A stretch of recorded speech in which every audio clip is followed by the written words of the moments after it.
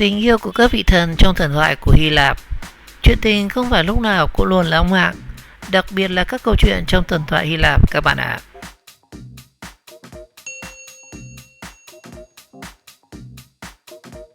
Chuyện tình yêu của Rheus và Hera. Thần Rheus có hàng chục người con với 12 vị thần, chưa kể là rất nhiều người phàm tiên nữ khác. Và trong đó thì người vợ quyền lực nhất phải kể đến nữ thần Hera, cũng chính là chị của thần Rheus. Sau khi được giải cứu khỏi tên vua cha bạo chúa, thì Hera sống xa kinh thành Olympus một thời gian dài, cho đến khi Rheus vĩ đại tình cờ nhìn thấy nàng trong chuyến di hành của mình. Ban đầu Hera không chấp nhận Rheus làm chồng, vì dù sao đây cũng chính là em trai của nàng. Và hơn thế nữa thì Hera đã chứng kiến Rheus nuốt vợ cả của mình là Mathis Tatanes, khiến nàng đã từ chối Rheus trong vòng 300 năm. Và khi hết thời hạn dài 300 năm dài đằng đẵng, thì Rheus trở lại và tạo nên một trận bão rất lớn. Thần tự biến mình thành một chú chim nhỏ, bay lạc vào cửa sổ căn phòng của Hera. Hera thấy chú chim đáng thương liền ôm vào ngực và vỗ về. Rheus ngay lập tức trở về hình dạng của chính mình và quyết liệt để tán tỉnh Hera.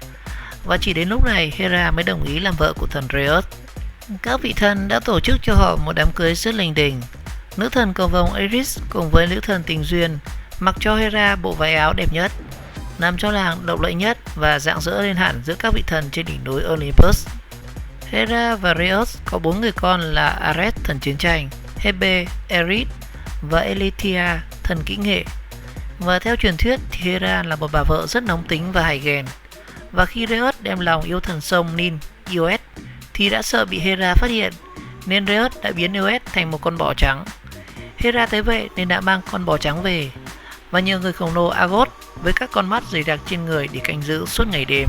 Ngoài ra vì không ưa Hecquin là con trai của Rheus với một người phàm trần, nên Hera cũng đã gây ra rất nhiều bi kịch cho cuộc đời của Hecquin. Và Hera chính là nữ thần hôn nhân, bảo trợ cho sự bền vững và thánh thiện của cuộc sống gia đình. Và cũng như chồng, Hera toàn quyền thống trị như một vị nữ hoàng trên đỉnh Olympus. Bi kịch của anh hùng Hecquin và công chúa Deianira. Hecquin là con trai của thần Rheus với một phụ nữ hàm trần tên là Agamemnia.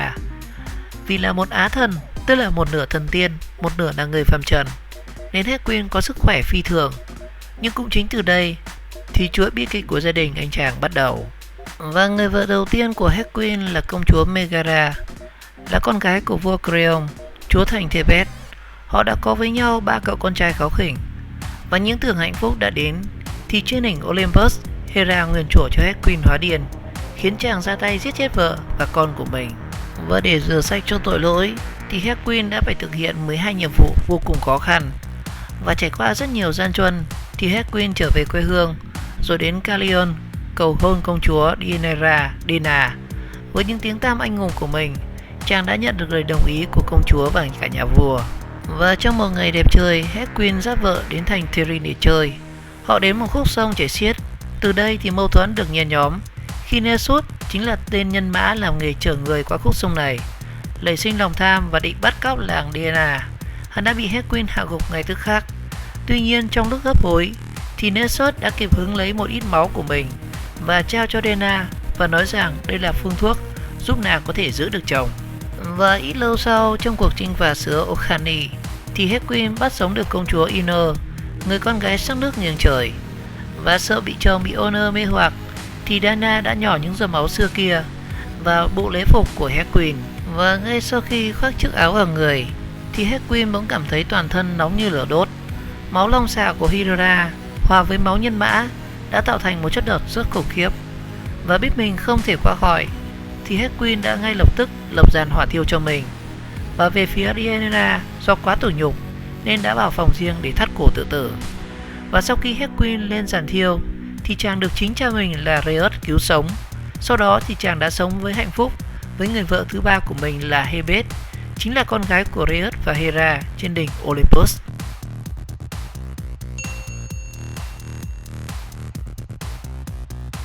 Thần thoại Hy Lạp, một văn hóa rất lạ của phương Tây. Thế hệ 9X Việt Nam sẽ không xa lạ gì với những loạt truyện tranh thần thoại của Hy Lạp.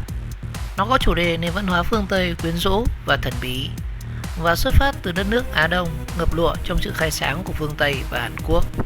Thật tiếc là những chiếc bánh sandwich tuyệt vời cho những đứa trẻ trong thời kỳ giao thoa đầu tiên của Đông Tây.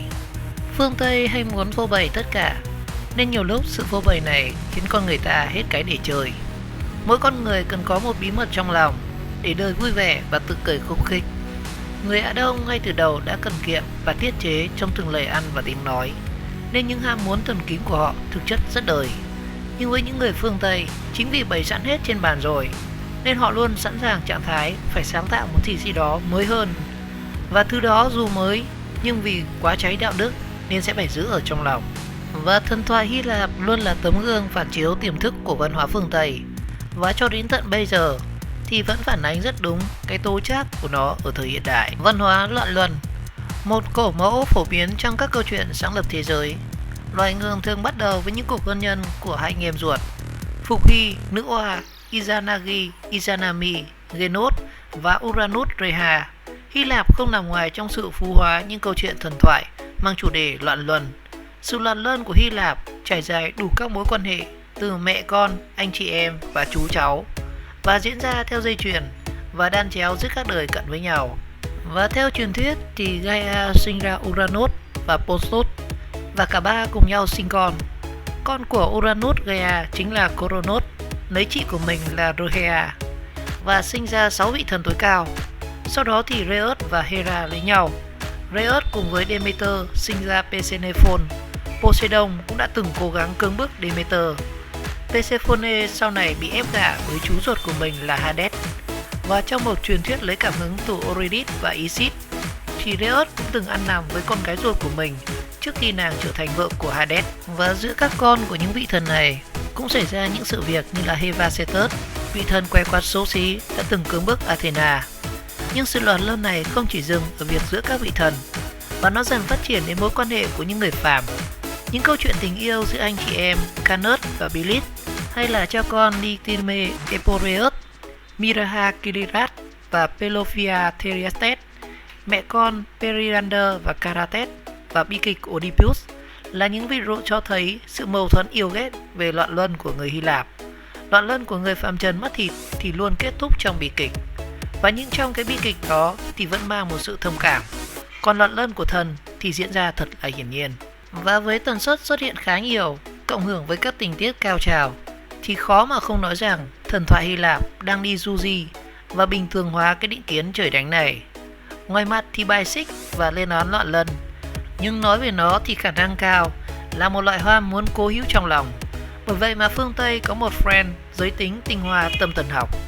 Trong khi các thần thoại Á Đông chỉ đề cập tới loạn luân như một giải pháp để duy trì nói giống trong bối cảnh hậu tận thế, thì với Hy Lạp, nó không những như là một đam mê sắc đẹp và nhục dục, mà còn là một tiềm thức phản ánh sự ám ảnh về dòng máu thuần khiết. Dù con người đã từng tạo ra khi 6 người con của Coronos lật đổ vị Titan tối cao này, thì các vị thần sau này đều có kết quả là các cuộc tình loạn luân. Và rất khác với sự ra đời của Viêm Đế, Hoàng Đế và những hậu duệ của hai vị thần này, vì họ được sinh ra từ các cuộc hôn nhân giữa người và thần, giữa thần và người phàm trần. Và trong tiềm thức giới tinh hoa Á Đông thì loạn luân phải được trừ hết mức có thể. Còn phương Tây thì có thể thấy truyền thống crossing factor thăng hoa ở các dòng dõi hoàng gia châu Âu. Bản thân các thần Hy Lạp đã là bà con ruột thịt từ gốc Titan với nhau, thì con giữa các thần phải trở thành thành thần, và không lấy cha mẹ thì cũng là anh em ruột, còn không là anh em thì sẽ là anh em họ và các cháu chắt.